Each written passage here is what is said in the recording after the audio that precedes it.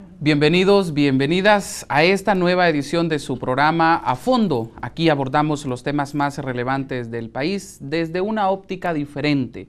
Tratamos de analizar los temas a profundidad y que usted forme parte de los mismos. Así que les invitamos a que se queden con nosotros en esta hora.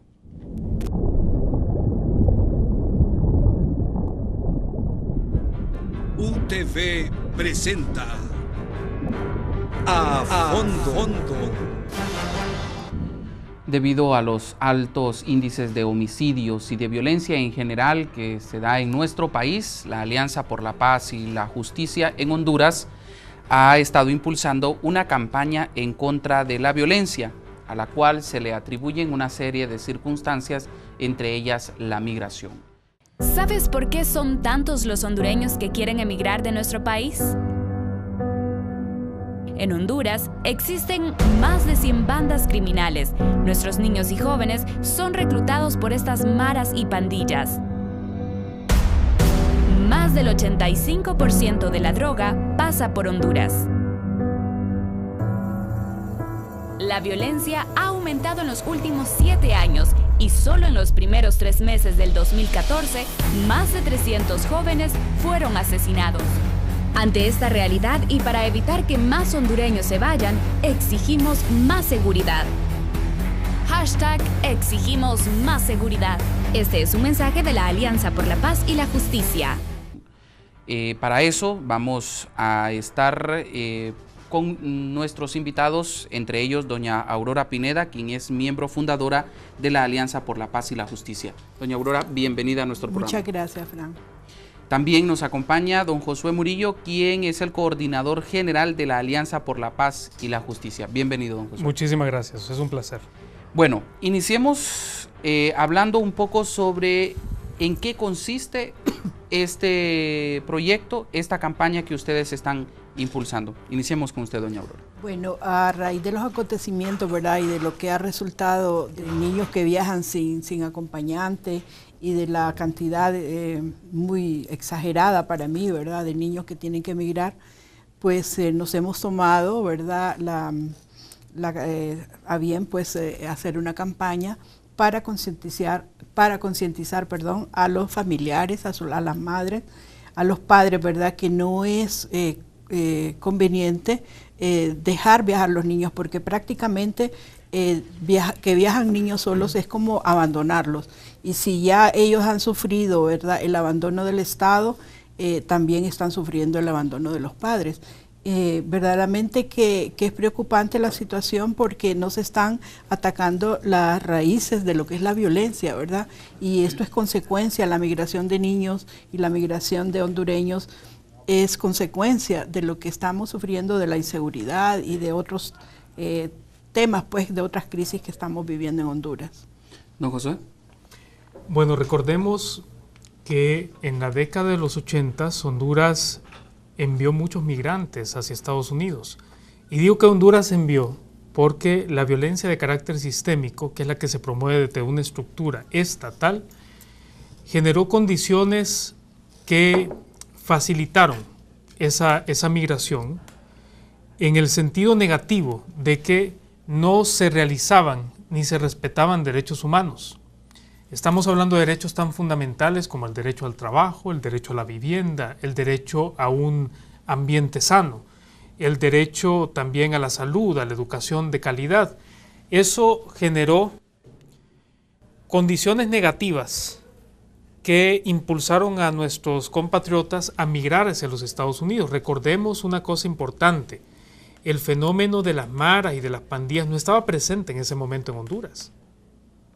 Fue el resultado de esa migración que comenzaron estos grupos que actúan al margen de la ley a constituirse en nuestro país y en el resto de los países de Centroamérica. El asunto es de que nuestros migrantes hicieron uso de un derecho humano, el derecho a migrar. Es un derecho humano que debe analizarse desde la perspectiva del desarrollo, porque si se analiza desde la perspectiva del desarrollo estamos hablando de un derecho humano. Si se analiza desde la perspectiva de la seguridad, estamos criminalizando la migración. Por eso nosotros decimos que la migración es un derecho humano, Pero migrar porque en Honduras no hay condiciones para una vida digna, para formular un proyecto de vida, eso es más bien una violación a los derechos de los pueblos. Eso es lamentable, eso es deplorable y es una situación que debe cambiar. Y ahora se le suma a que hay una migración masiva de niños, adolescentes y jóvenes como resultado de una violencia no solamente de carácter sistémico, sino que violencia directa de parte de grupos que operan al margen de la ley y de la propia institucionalidad del Estado. Porque desde el momento que no tenemos cuerpos de seguridad que respondan a las necesidades de seguridad del pueblo, la gente se siente en un perpetuo estado de indefensión. Y los jóvenes, frente a esa violencia que tienen de la delincuencia, de las maras, del crimen organizado, que el crimen organizado ve en la juventud un caldo de cultivo para nutrirse. Y frente a la falta de oportunidades, ellos deciden migrar hacia los Estados Unidos a perseguir un sueño que no es el nuestro, el sueño americano. Y allá se encuentran con una realidad distinta, una realidad dura. Y siempre hablamos de las realidades en los Estados Unidos, es decir, la sobreexplotación del migrante, las condiciones indignas en las que viven muchos de nuestros compatriotas. Pero se nos olvida el tránsito, que es la parte que realmente debería indignarnos más. Mire, cuando yo trabajaba en el COFADE hace muchos años, presencié o tuve la oportunidad de ver casos que realmente van más allá de la barbarie. Mujeres abusadas sexualmente por varios días por muchos agresores y posteriormente descuartizadas. Personas que han sido asesinadas en el camino y cuyos órganos han sido objeto de ventas en el mercado negro. Niños, niñas y adolescentes prostituidos que tenían un proyecto de vida trazado y que desafortunadamente terminaron en un mercado oscuro, cruel e inhumano, como es el de la prostitución infantil. Todo eso nos ha impulsado como Alianza por la Paz y la Justicia a impulsar una campaña para concientizar, como dice doña Aurora, una de nuestros miembros fundadores, por cierto, de la APJ, de concientizar y de sensibilizar. Y no le estamos diciendo solamente a la familia, hay un peligro muy grande de mandar a sus hijos solos o acompañados a los Estados Unidos. Les estamos diciendo a los políticos, a las autoridades públicas, ustedes deben darnos más seguridad, y por eso nuestro hashtag es exigimos más seguridad, porque eso es lo que quiere el pueblo hondureño, porque simplemente no aguantamos más, que es el reclamo que tiene el pueblo. No aguantamos más criminalidad, no aguantamos más violencia, no aguantamos más falta de oportunidades, no aguantamos más discursos y retóricas políticas que no nos llevan a nada. Pero, ¿dónde se genera la violencia? Yo creo que uno de los puntos en los cuales se debe de profundizar es en el hecho de que la violencia tiene una raíz y que es esa la que hay que atacar. Exacto. ¿Ustedes han identificado eso? Mire, a mi modo de ver, ¿verdad? Las causas verdaderas de la violencia no se están atacando, y eso es lo que ha pasado. Digamos que el Estado, que es el responsable de dar seguridad a la ciudadanía, las medidas que se han tomado no atacan las verdaderas causas de la violencia. Yo sé, digamos, que ahorita este gobierno está recién, ¿verdad?, instalado, y nosotros hemos estado hasta cierto punto a una espera de ver qué políticas y qué va a implementar, ¿verdad?, este gobierno. Pero yo creo que a estos 6 o 7 meses que llevamos ya, nosotros vemos verdaderamente que la ruta que han encauzado no es la correcta, porque no se están atacando las verdaderas causas de la violencia. Las verdaderas causas de la violencia, más que todo, radican en la impunidad, porque aquí, digamos, el delincuente delinque y vuelve a delinquir y vuelve a delinquir, porque está en la seguridad de que no va a ser castigado, ¿verdad? Ustedes vieron la persona esta que mató el taxista en el Pedregal, y fue el mismo que participó también en la masacre de Las Torres. Entonces esto se va repitiendo, y mientras no se ataque la impunidad, va a ser muy difícil, ¿verdad?, que se pueda detener o por lo menos estacionar un poco la violencia. Otro problema que enfrenta y que es una causa de tanta violencia es la falta de investigación, ¿verdad? Aquí de cada 100 casos, ¿verdad?, de cada 100 casos que ocurren, solo 9 son investigados y de esos 9 solo 3 son llevados a juicio. Entonces, aquí estamos en un paraíso para los delincuentes y no hay que ver, digamos, sí, yo sé que hay una serie de problemas que van a la par de la violencia, pero estos problemas al final no vienen a ser, digamos, José mencionaba, sí, es cierto, la falta de empleo, la falta de oportunidades, la falta, digamos, el acceso a la educación, son problemas que coadyuvan, ¿verdad? Pero, digamos, yo veo el ejemplo en Nicaragua. Nicaragua es un país tan pobre, igual o más que nosotros, y sin embargo hay tranquilidad, hay paz. Pero ¿cuál es de las razones por las que Nicaragua goza de esa paz? Porque no hay impunidad. Ahí se castiga y el que delinque sabe que va a ser castigado. Y entonces eso ha venido a crear pues esa paz, ¿verdad?, que hay en Nicaragua y que no hay tanto delito como acá. Son aislados los casos, ¿verdad?, donde hay delitos, pues como en todos los países. Verdaderamente yo es lo que siento, ¿verdad?, que las causas de la violencia no se están atacando verdaderamente desde raíz.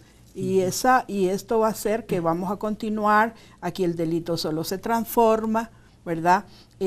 Antes no teníamos, digamos, masacres, ¿verdad? Y se va haciendo más sanguinario, las muertes son más sanguinarias, más crueles, ¿verdad? Es difícil a veces uno de asimilar todo esto que estamos viviendo, tanta familia, ¿verdad?, de duelo.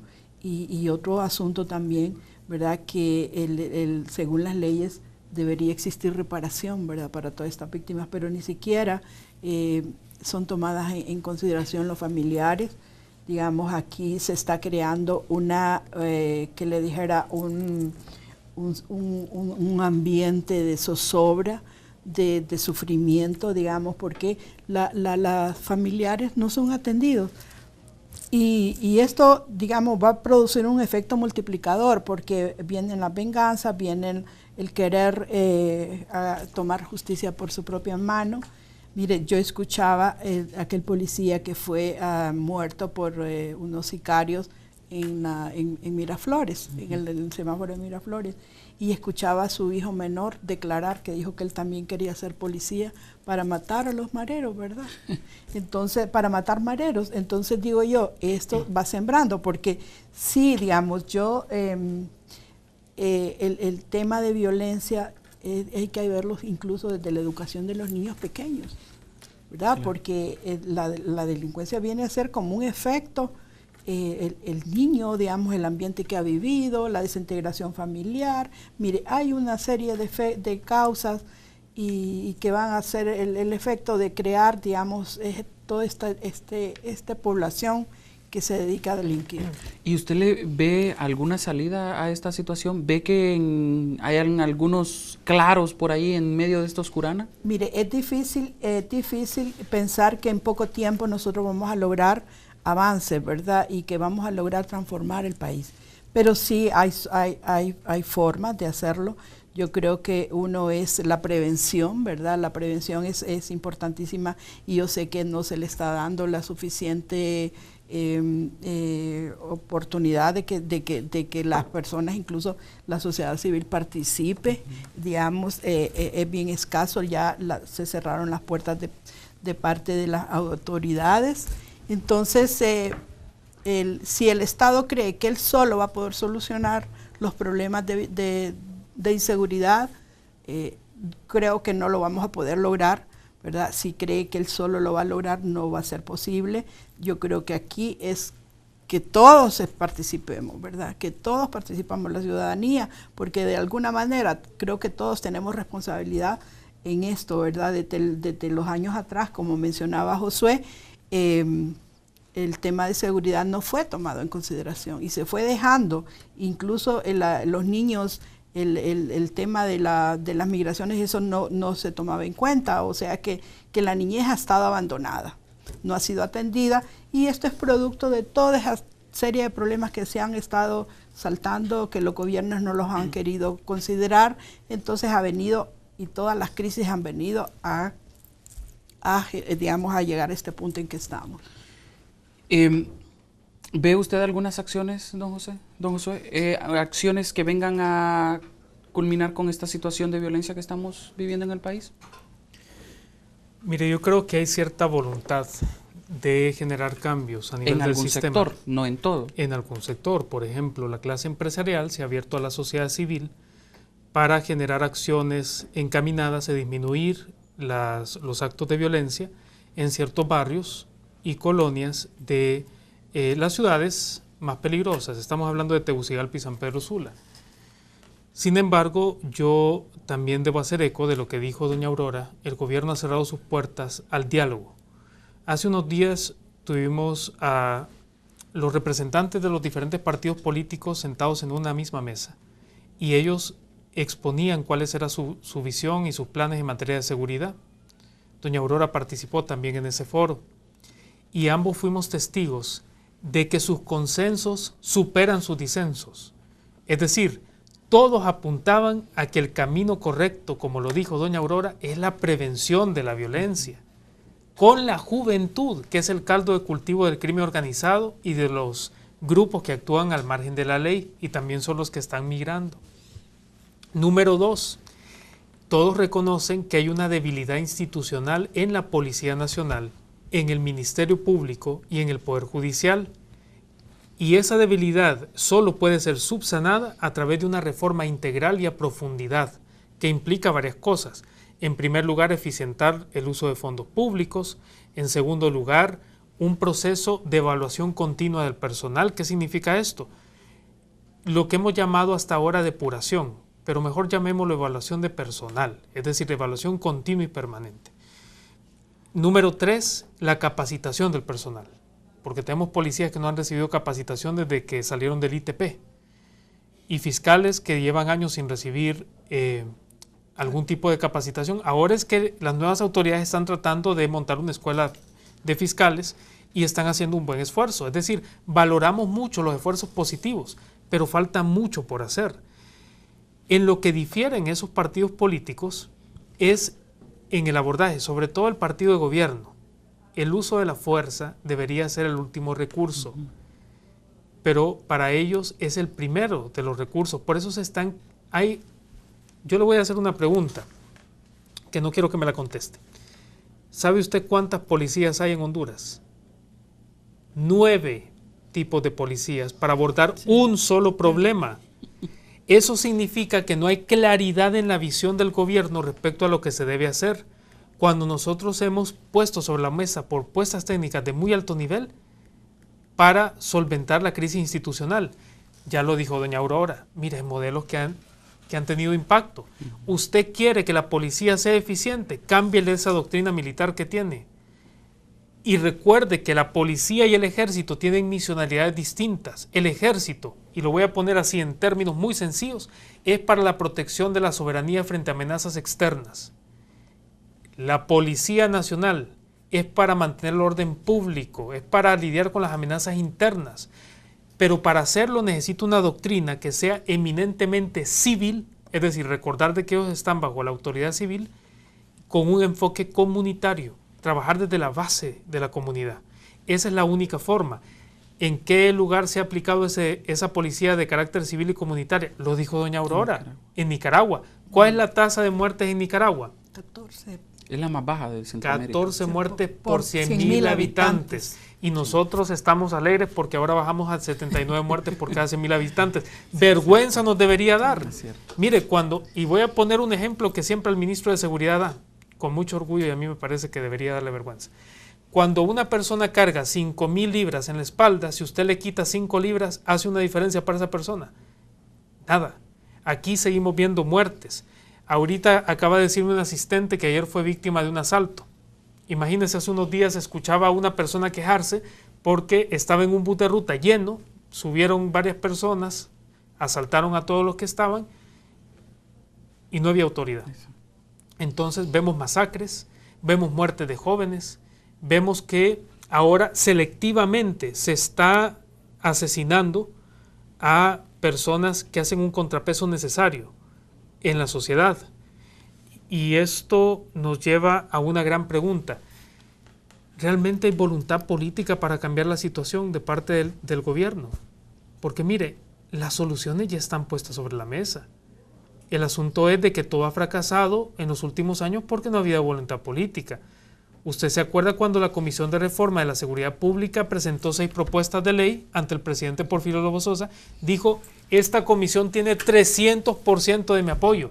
Mire, con el 100% hubiéramos estado satisfechos, o con el 50%.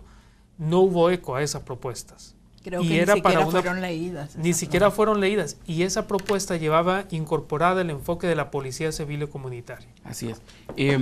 No perdamos esa línea. Queremos seguir profundizando sobre este tema que es tan sensitivo en nuestro país, pero que de verdad es necesario abordar. Vamos a hacer una pausa, que ya retornamos.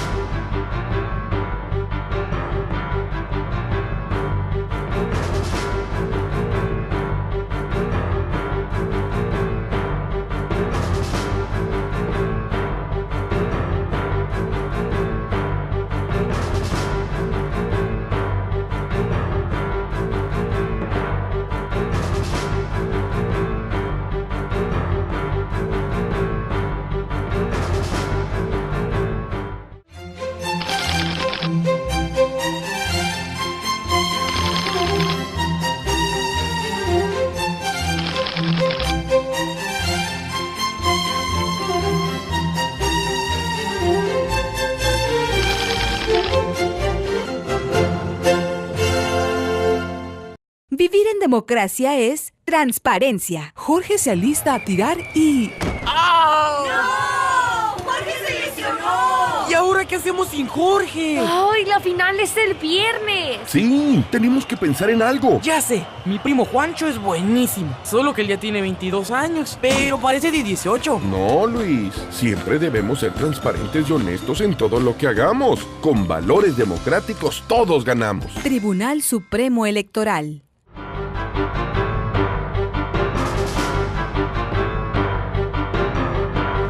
Bien, gracias por continuar con nosotros. Estamos en el segundo bloque ya de su programa A Fondo y estamos abordando el tema relacionado a la violencia. En unos momentos les va a aparecer en la pantalla el hashtag Exigimos Más Seguridad, que esa es la consigna a través de la cual la Alianza por la Paz y la Justicia quiere hacer eco de esta campaña para prevenir la violencia en nuestro país. Hashtag Exigimos Más Seguridad. A través de las redes sociales esto se está convirtiendo en viral. Ellos también han subido un video que nosotros les vamos a presentar también, en el cual pues están tratando de hacer esa conciencia. Uno de los puntos que queremos abordar es que ellos señalan que los niños y jóvenes son las principales víctimas de la violencia en nuestro país. Se estima que entre enero y marzo más de 300 jóvenes menores de 23 años fueron asesinados en nuestro país. Definitivamente es un tema bastante sensitivo y que preocupa bastante. ¿Qué proponen y cuáles son los objetivos que ustedes pretenden lograr con este tipo de campañas? Bueno, la campaña, más que todo, esta campaña va encaminada a hacer conciencia, ¿verdad?, en la familia, que no permitan que sus hijos viajen solos, uno, y tampoco, ¿verdad?, que vale la pena quedarse en este país y luchar por este país, ¿verdad? Que no solamente la solución es irse, sino que tenemos que luchar y cambiar, porque también irse implica abandonar la familia, abandonar los amigos, abandonar el país y abandonar la gente que queremos.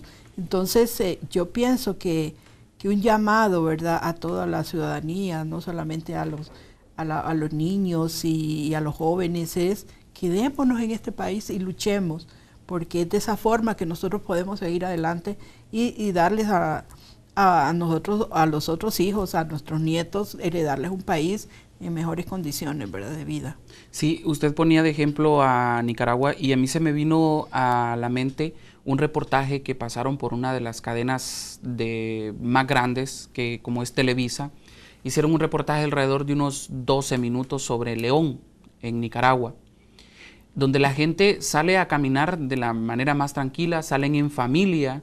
Sí, los parques están llenos de niños. Exacto, jugando. Señalan de que los jóvenes no necesitan de emigrar, porque si bien es cierto, no existen las grandes condiciones de empleo, pero sí hay tranquilidad, hay paz para poder vivir. Hay esperanza, porque mire, el asunto parece ser que en Nicaragua, desde tiempos de la guerra con el sandinismo, los sandinistas ya preparaban sus cuadros, ¿verdad? En base a la policía comunitaria, pues una policía que es de acercamiento, que usted con toda confianza usted puede acercarse al policía a pedir ayuda, a pedir información, y esa es la policía, ¿verdad?, que soluciona los problemas del barrio. El policía que está presto cuando hay violencia familiar está allí, es el que da consejos, es el que colabora, es el que convive con la comunidad. Se ha involucrado directamente a convivir con la comunidad. Es el policía, digamos, que es del mismo barrio, que vive allí, que la gente solicita a pedir ayuda, a cualquier cosa, pues para eso está la policía. Entonces, esa es la policía que nosotros proponíamos, ¿verdad? De que se hiciera una policía de ese tipo de acercamiento a la comunidad, de acercamiento al ciudadano.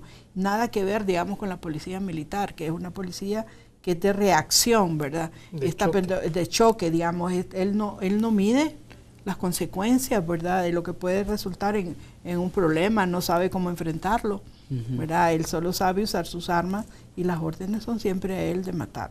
Sí. Esa es la diferencia. Sí, don José, la misma interrogante, ¿qué proponen y cuáles son esos objetivos que ustedes pretenden lograr con este proyecto? Mire, como bien lo dijo doña Aurora, con esta campaña lo que estamos pretendiendo es sensibilizar, pero también exigir. Por eso es #exigimos más seguridad. ¿A quién le exigimos más seguridad? Al gobierno.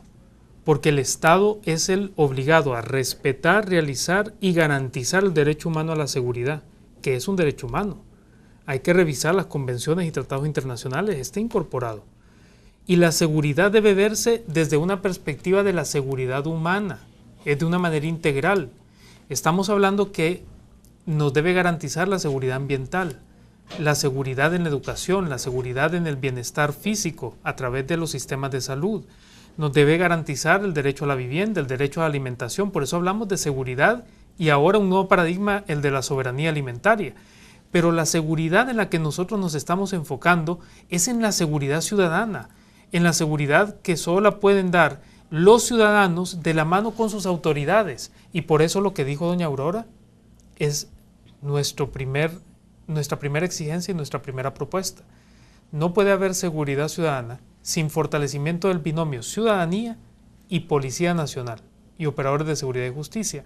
Por eso lo primero que nosotros exigimos es fortalecer la Policía Nacional de Honduras, no esos cuerpos híbridos de seguridad, que tampoco están obteniendo los resultados y el impacto que el gobierno esperaba, porque todas las políticas de mano dura a nivel hemisférico han fracasado miserablemente. Le estoy hablando de que no han fracasado, así nomás, han fracasado rotunda y miserablemente.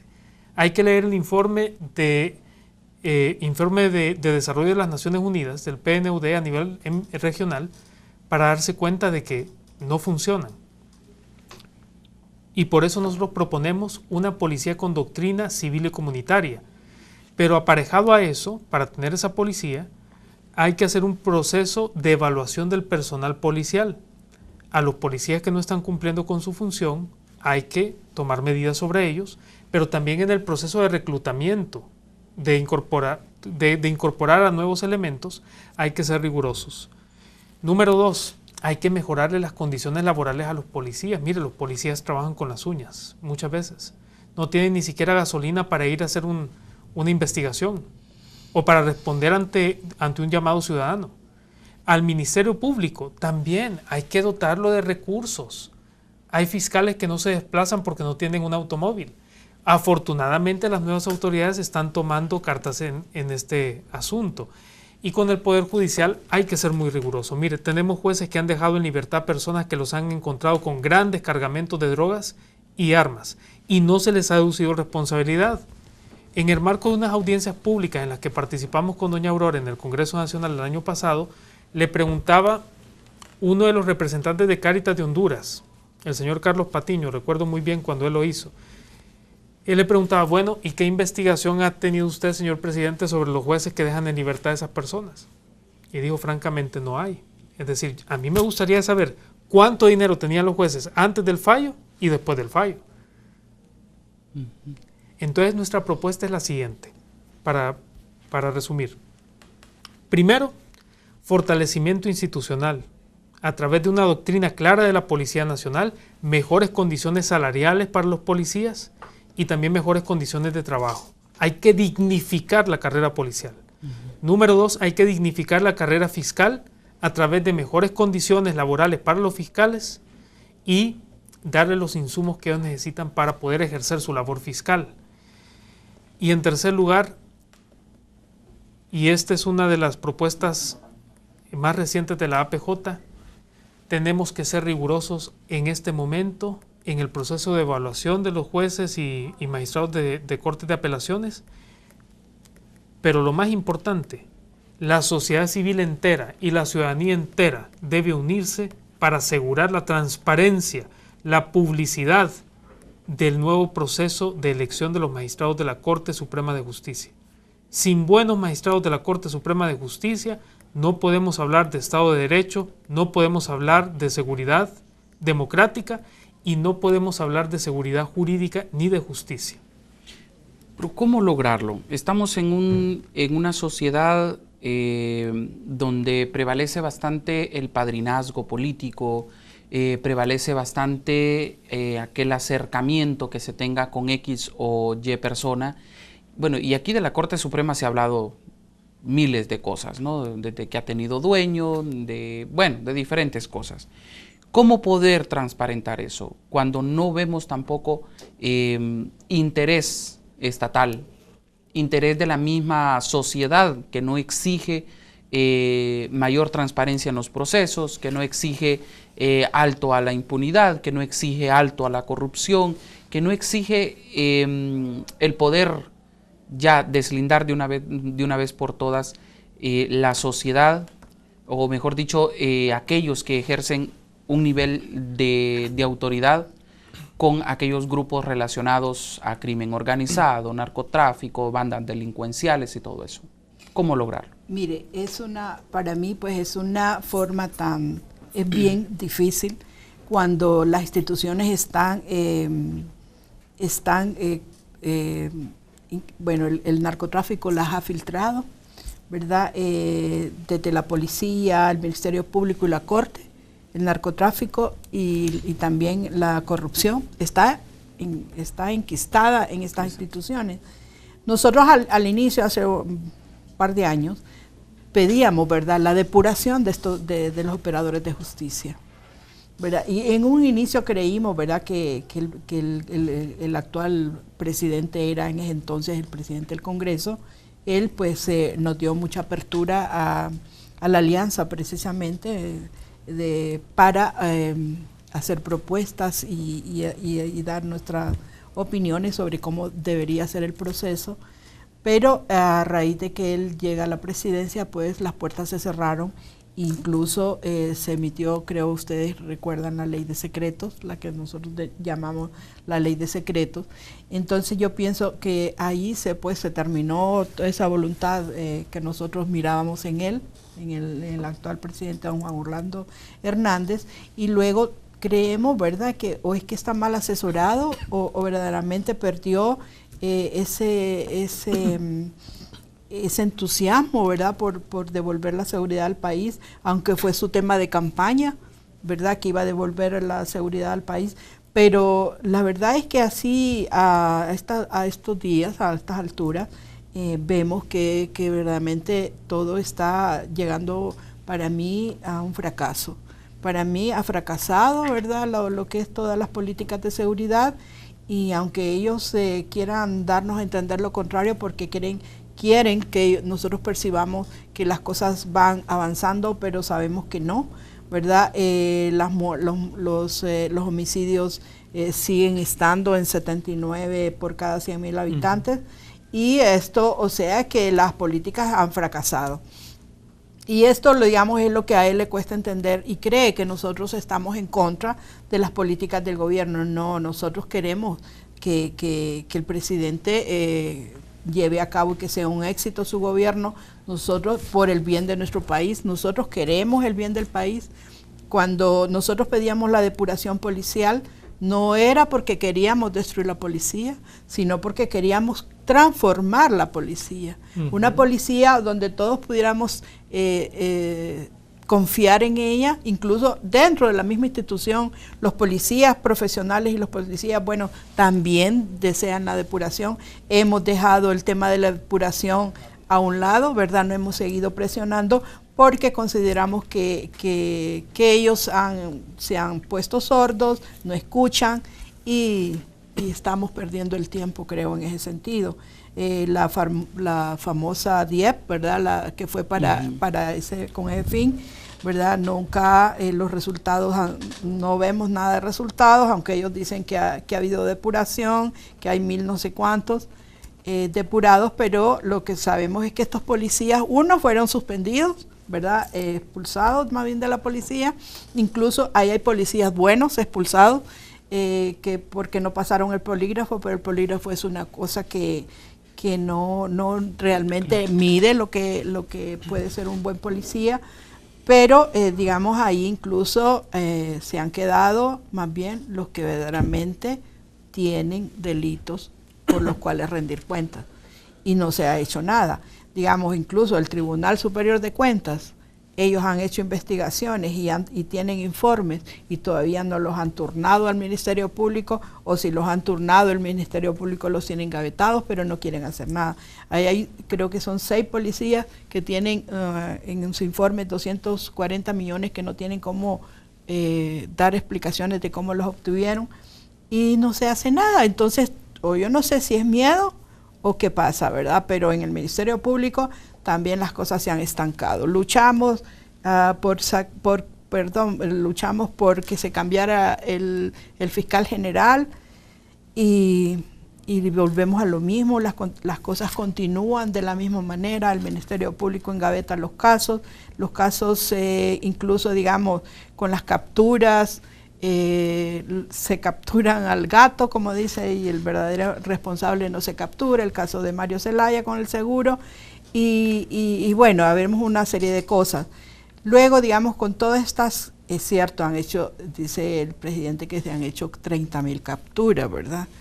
Pero mire, el delincuente o el que está metido en maras, en pandillas, en narco, extorsión, cuando capturan al jefe, ellos tienen una capacidad de reponer esta gente, o sea que ellos se multiplican, digamos, incluso el jefe que es nuevo que viene más sanguinario, viene más menos tolerante, incluso como a vengar porque capturaron a los otros. Entonces, esta es la de nunca acabar, y yo creo que, como le digo, las medidas que se están tomando no están atacando las verdaderas causas de la violencia. Así es.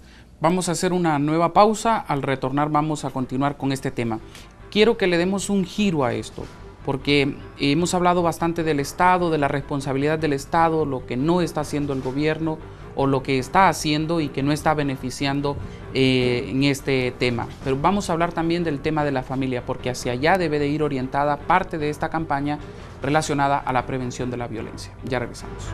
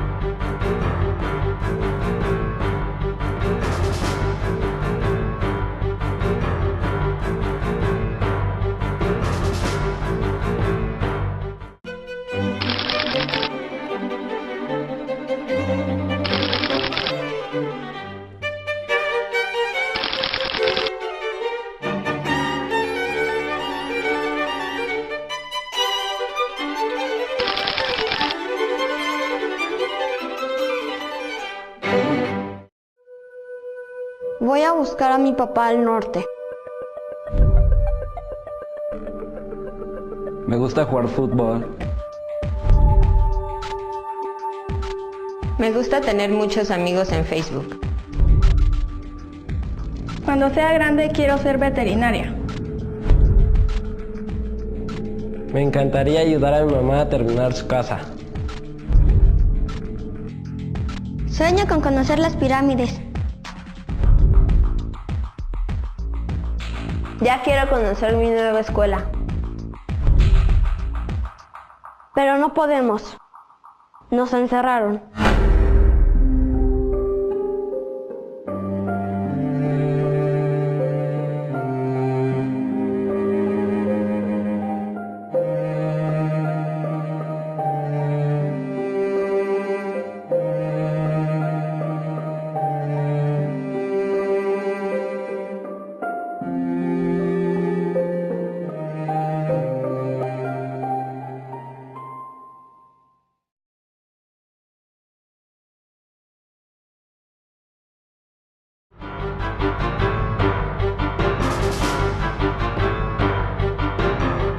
Gracias por continuar con nosotros. Estamos en A Fondo abordando el tema relacionado a la prevención de la violencia, esta campaña que ha iniciado la Alianza por la Paz y la Justicia, en la cual pues ellos están usando un hashtag exigimos más seguridad. Creo que la familia es la base fundamental de cualquier sociedad. Y no sé si la campaña de ustedes también va dirigida hacia esa parte de la sociedad, don Josué.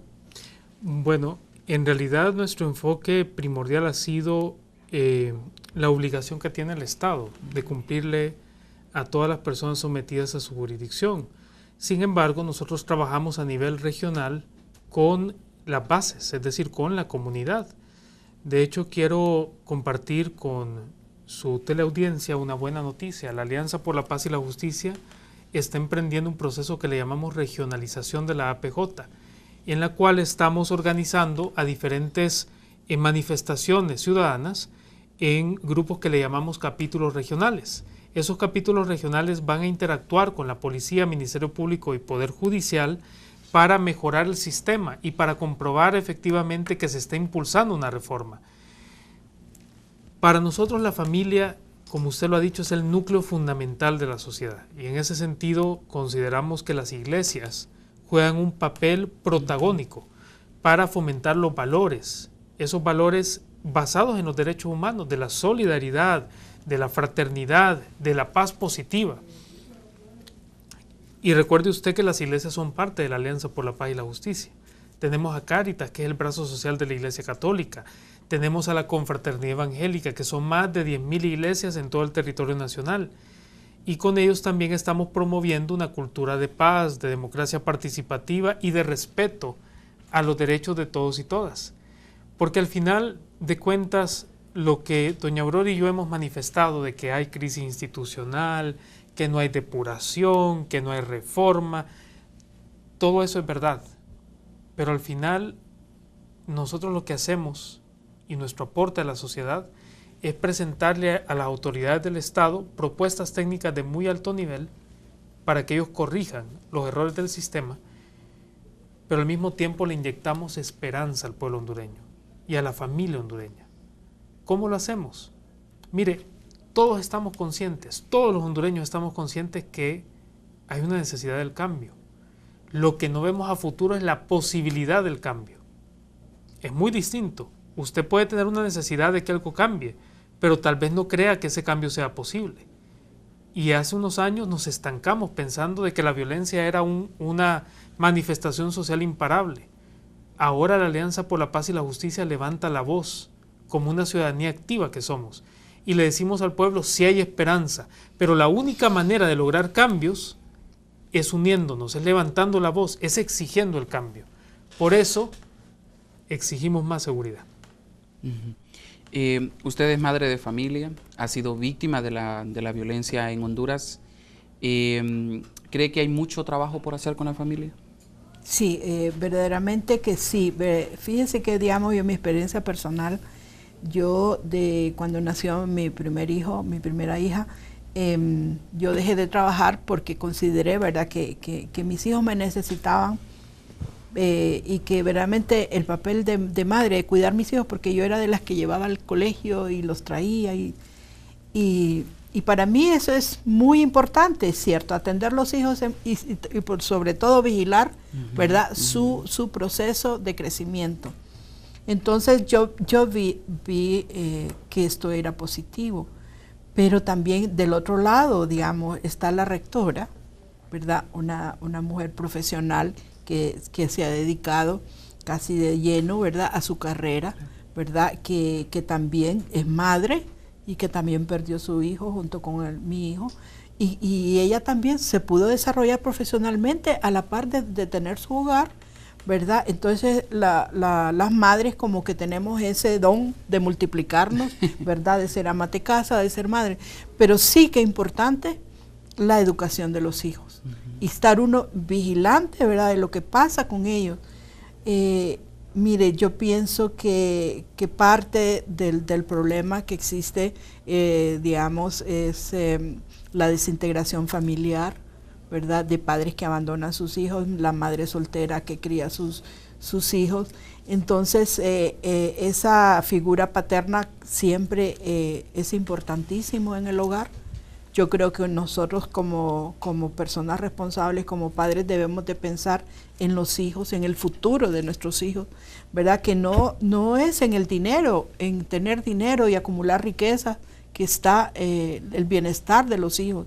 No, es en educarlos, en que vivan bien, en que a veces yo digo, a veces más bien hasta es un privilegio ser pobre. Y si uno de los que creemos en Dios, pensamos pues que el pobre tiene su casi el cielo ganado, ¿verdad? Porque no peca, no peca o peca de otra forma, pero ahora todo es diferente. Más bien al pobre ya se le ha estigmatizado, que es el delincuente, que es el sicario, es el que...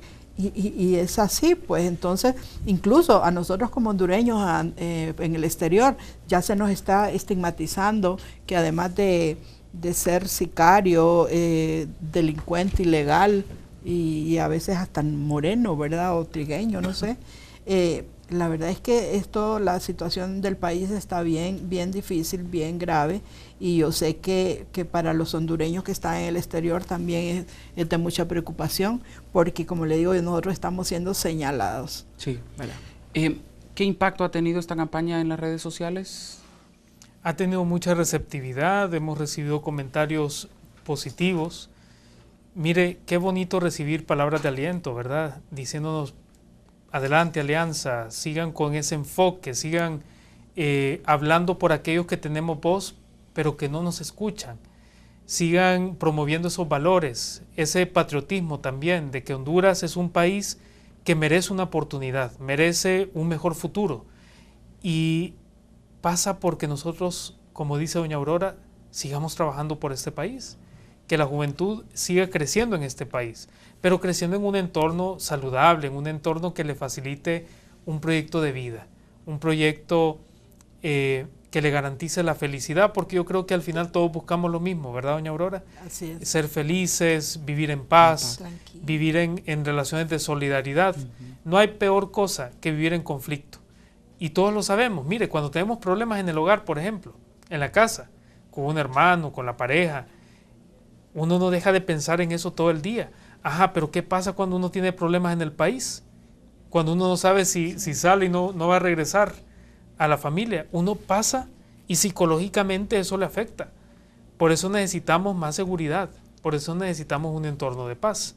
Y por eso la Alianza ha tenido tanta receptividad a nivel de las redes sociales, porque estamos promoviendo eso.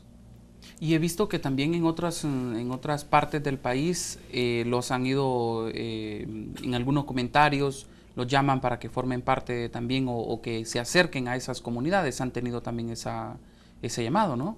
Sí. Bueno, en Santa Rosa de Copán, hace un mes creo, ¿verdad? Hace un mes, sí.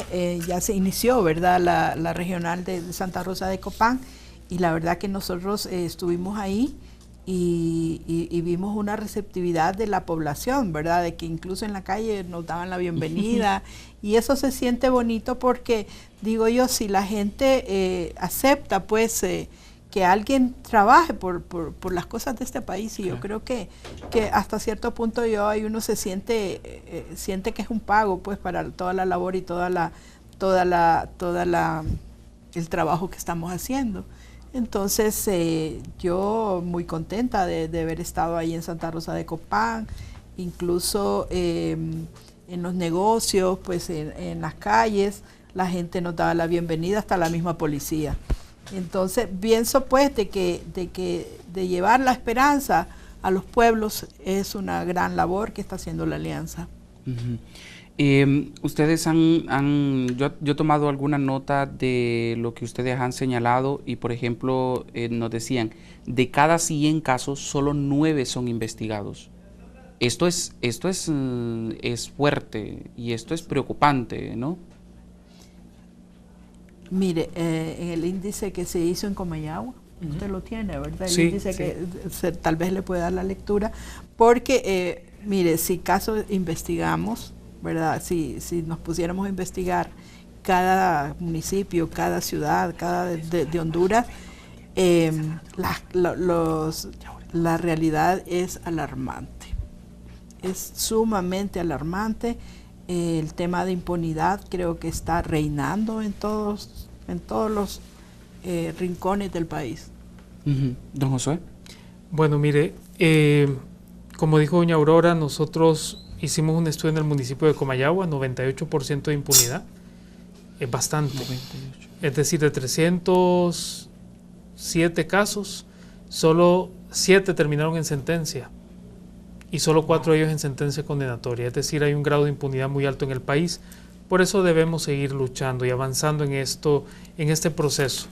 Y nosotros como Alianza por la Paz y la Justicia, pero más allá de como Alianza por la Paz y la Justicia, como hondureños, estamos dispuestos a seguir trabajando por nuestro país. Sí, y otro punto que me llamó la atención es que dice que hay 9 tipos de policías en Honduras para un solo tema. Así es. La policía militar, Fusina, la Policía Nacional, obviamente. La policía anti-extorsión, antisecuestro. Mire, hay 9 tipos de policía. Ayer hablábamos con el doctor Víctor Mesa sobre este tema. Recuerde que él fue parte de la Comisión de Reforma de la Seguridad Pública y es lamentable que no se tenga una visión clara. Con eso se pudo haber fortalecido la Policía Nacional y se hubieran dado golpes muy fuertes a la criminalidad y al mismo tiempo recobrar el orden público. Pero mientras se tengan actitudes dispersas propias de un niño hiperactivo que quiere hacer todo pero que al final no hace nada, vamos a tener un gobierno que va a fracasar en materia de seguridad. Sí. Y otro tema, Fran, también son los recursos que se están invirtiendo, digamos la opacidad que hay, ¿verdad?, en la tasa de seguridad.